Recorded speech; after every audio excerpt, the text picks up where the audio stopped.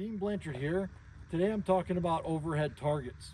So I got one set up behind me that's coming straight over top of me. Let's take a look at it. All right, now let's take a look at how we're going to shoot this target. So on this target here, what we're trying to do is we want to get the gun up nice and high. We want to lift our head up. Sometimes with overheads, you might want to take your hat back.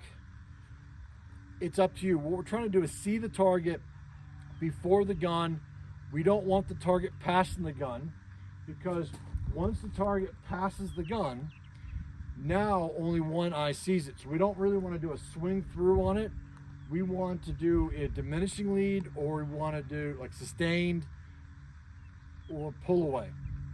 I like in between, like pull away and sustained. I want the target to come down near the gun, start moving with it, and if I feel like I need to give it more, I extend in front. If not, I shoot it. But the big deal is we're not letting it pass the gun. Let's do a couple of shots. Pull.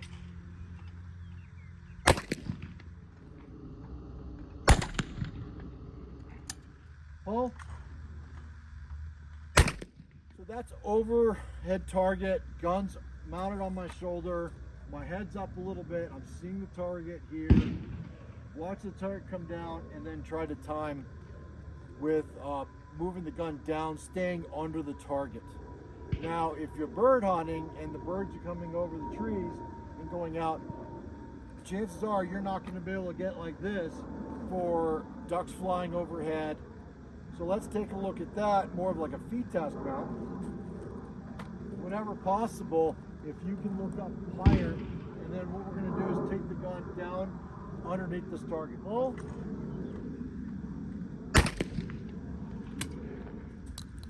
What I'm doing there is I'm trying to insert the gun under the target as I'm mounting. So I'm seeing the target up here, coming into the gun in this way.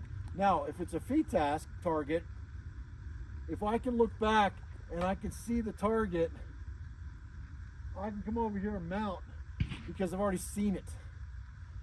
Because you can't move the gun until you see the target. You see the target. I would suggest, if you hunt, practicing some of these shots if you're hunting doves, ducks, geese, because you do get some shots that where they're coming over from behind you. That'd be a good practice. Pheasant hunting, that'd be really, really rare to have that.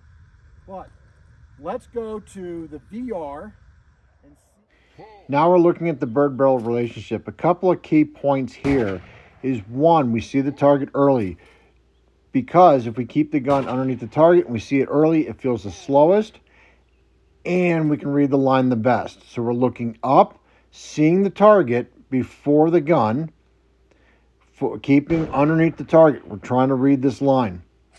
The next thing we also want to look at is we're looking in a big area to find the target.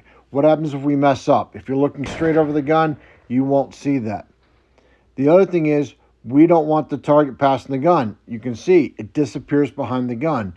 If you're using two eyes, one eye sees the target, the other one can't. By keeping the gun under the target with two eyes, now we're reading the line well. If we're syncing with the target, it slows it down, allowing us to feel the lead, feel the speed, and break the target the easiest. Now, this is something you have to work on to, how do I see the target better? How do I connect with it? And as you get better at that, things slow down. You'll break more targets, and they won't feel difficult. For lessons in Colorado, contact me through my website, deanblanchard.com.